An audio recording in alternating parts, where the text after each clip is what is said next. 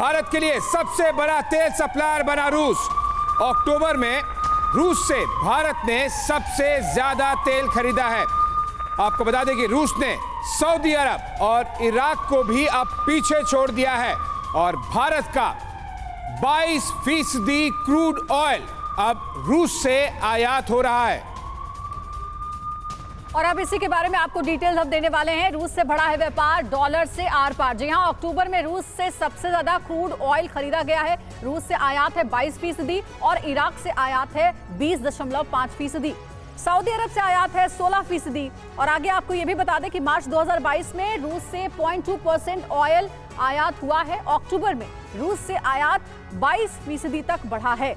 कृषि से हर दिन, हर महीने, हर साल, इतना ही नहीं आपके रिटायरमेंट के लिए भी पैसे कमाना है, फिर देरी किस बात की? फ्रीडम ऐप को अब भी डाउनलोड कीजिए। वहीं अक्टूबर में ही 9,35,556 बैरल प्रतिदिन तेल आयात हुआ है और दिसंबर 2021 में 36,255 बैरल प्रतिदिन तेल आयात किया गया था। तो रूस से व्यापार लगातार बढ़ता जा रहा है। क्या इस बात की चिंता अब मनोज जी अमेरिका को होगी? क्योंकि अमेरिका ही है जो इस वक्त सबसे ज्यादा रूस पर निगाहें बनाए हुए है और चाहता है कि सारे देश रूस से अब अपने संबंध खत्म कर ले, रूस से किसी भी तरीके का व्यापार न करे। यही वजह है कि भारत पर वो बार बार प्रेशर बना रहा था। न्यूट्रल पक्ष क्यों है आपका? रूस के खिलाफ जाकर बोलिए। इसके अंदर मैं आपका अटेंशन दिलाना चाहूँगा जो हमारे एक्सटर्नल अफेयर्स मिनिस्टर और पेट्रोलियम मिनिस्टर ने अपने प्रेस बयान के दौरान दिया। अमेरिका अपनी रिक्वायरमेंट के लिए रशिया से न्यूक्लियर फ्यूल लेता है, इंडिया अपनी रिक्वायरमेंट के लिए ऑयल रशिया से लेता है। सबके अपने अपने नेशनल इंटरेस्ट है और अपनी नेशनल इंटरेस्ट के अलावा अपने जो रिक्वायरमेंट है उसको पूरा करना है। तीसरी बात है, 75 साल के बाद इंडिया अभी इकोनॉमिकली इंडिपेंडेंट होना चाहता है। ये जितने भी सैंक्शन हैं ये कंट्रोल मैकेनिज्म है दूसरे देशों के ऊपर दबाव डालने के लिए कि ताकि जो भी वेस्टर्न देश चाहते हैं उनके हिसाब से वो काम चले।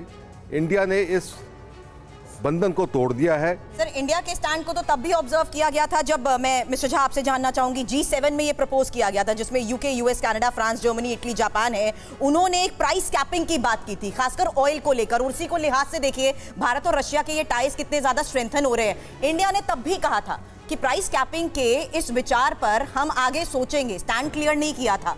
ये क्या संकेत दे रहा था? तो हमारे विदेश मंत्री पहले भी कह चुके हैं कि जहां तक हम अपने हित के लिए काम कर रहे हैं। भारत की जो सरकार है भारत के राष्ट्रीय हित के लिए काम कर रही है और उसके लिए एक अच्छा अवसर है कि वो तेल का आयात रूस से कर रहा है, जो कि स्थिति स्पष्ट है। दूसरी बात ये है कि आप कह रहे थे कि रूबल रूबी की स्थिति क्या बनेगी। याद रखिए S-400 मिसाइल डिफेंस सिस्टम ने रूस से खरीदा और अमेरिका प्रतिबंध लगाते लगाते रह गया। वो इनफैक्ट अभी अमेरिकन कांग्रेस S-400 से जुड़ी एक बहुत अच्छी डिटेल भी है। मैं सॉरी आपको बीच में इंटरप्ट कर रहा हूं। अमेरिका जब S-400 भारत ने रूस से खरीदा, क्योंकि हम रुपए और रूबल की बात कर रहे हैं सुमित जी, भारत ने उसका पेमेंट पहले डॉलर में करना शुरू किया लेकिन अब उसका पेमेंट इंडिया रूबल में कर रहा है।